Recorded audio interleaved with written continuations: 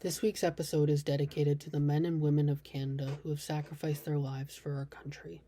November 11th is an incredibly important day for our country's history, and the entire Brantford 99ers organization sends their thanks to our brave heroes who fight for our freedom every day, lest we forget.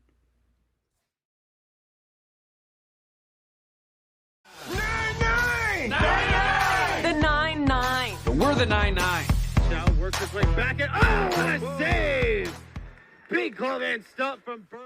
Welcome to episode 3 of Puck Talk with the Brantford 99ers. I'm your host, Hayden Burnell. This week I'm joined alongside goaltender Zack Burleigh. Zack, thank you so much for taking some time. Yeah, no worries. Thank you for having me. Of course. So I'll hop right in by asking you about your junior B career. So last year you played for Stratford in the GO. And you put up fantastic numbers. Like you had an unbelievable 15-3 record, something like 914 save percentage. It's clear you guys were a good team.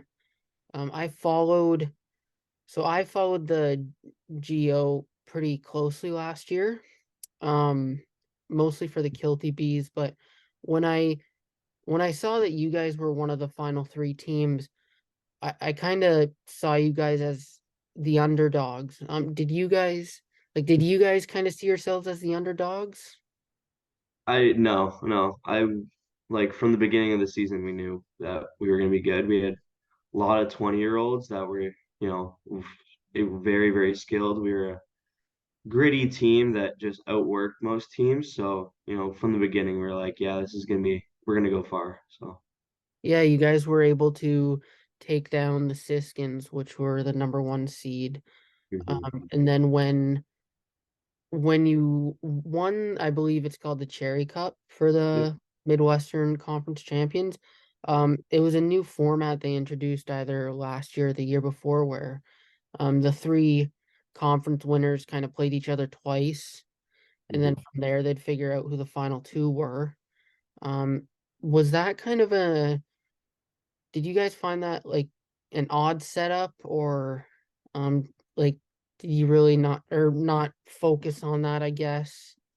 It was kind of odd, but like it also made sense. You gotta play some games. You can't just play one game against both teams, to Right. figure it out. Because if you have one bad game against one team, you're done. So Mhm. two games made sense. I thought it was a good format. So Yeah, and then you guys took Leamington to 7 games.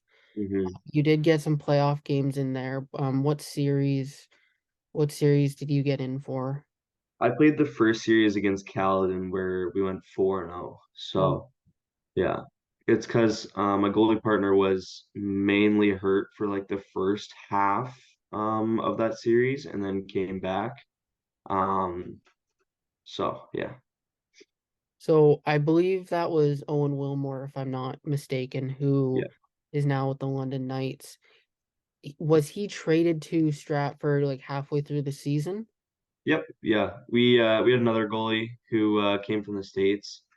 We traded him like a few months before the deadline for Wilmore, and he went to St. Thomas and we got Wilmore. So Yeah, and you guys seem to put up very steady numbers on your guys' way to the conference championship, and then even in the Sutherland Cup final, 7-game series are always tough. mhm. It's unfortunate that you guys just came up a tiny bit short, but getting that far is definitely a huge accomplishment. And now you've kind of made the transition from junior B to junior A. Last year or after last season, did you kind of have a plan on what you wanted to do?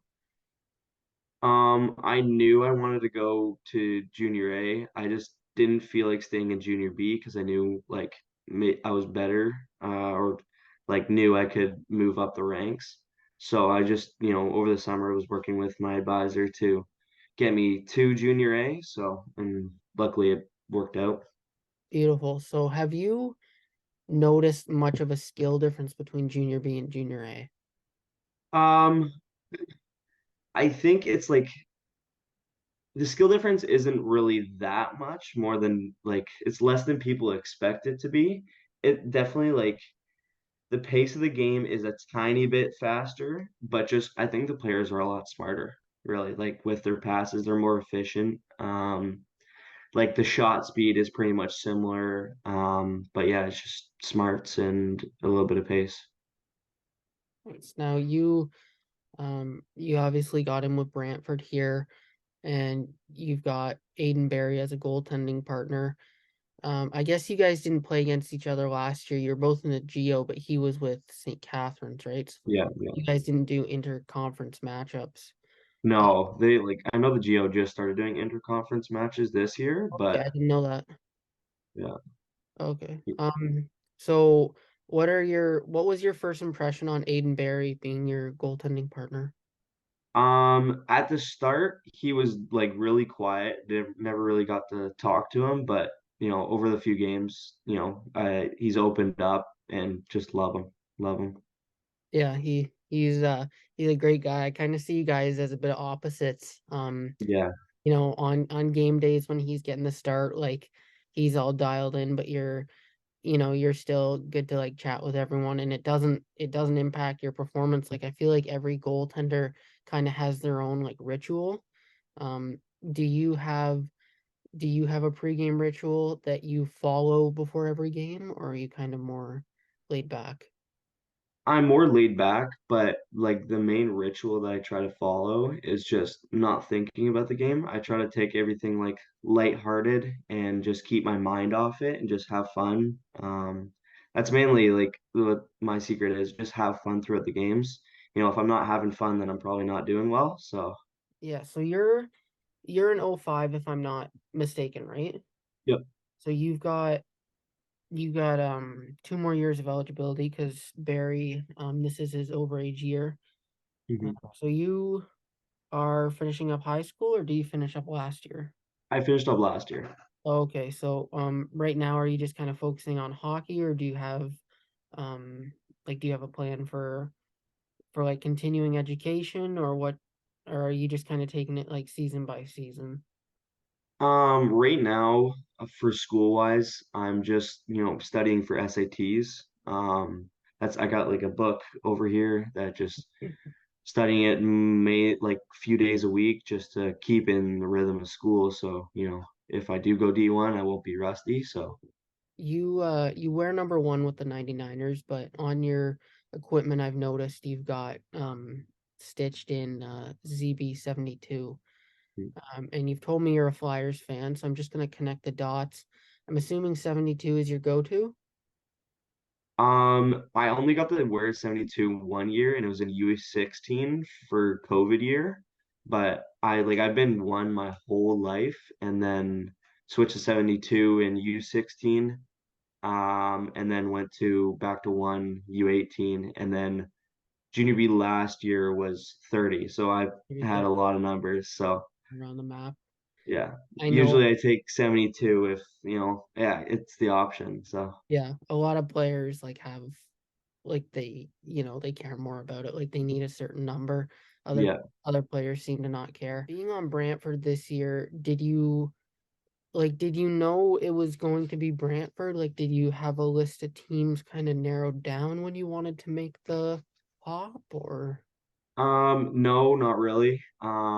Brantford was more like a split decision. Throughout the summer, I was talking to teams and they were like, one pass after another, So I was like, okay, I got to figure something out soon because it was getting to, like mid-August. I was supposed to go to Louisiana the day before. I got a call about this team saying, we have an offer for you. And so I was like, you know what? Like the States team wasn't a for sure thing. This is, so I'm gonna go. I'm just gonna stay here, have a good year, and yeah. Louisiana is that D3 or what was that? No, that's in the NAHL. Oh gosh, sorry. Yeah. Um, I was talking, so I had Corp on last week. He was trying to explain to me a bit about the USHL and the Right. NHL, but there's so many teams, right? Oh yeah.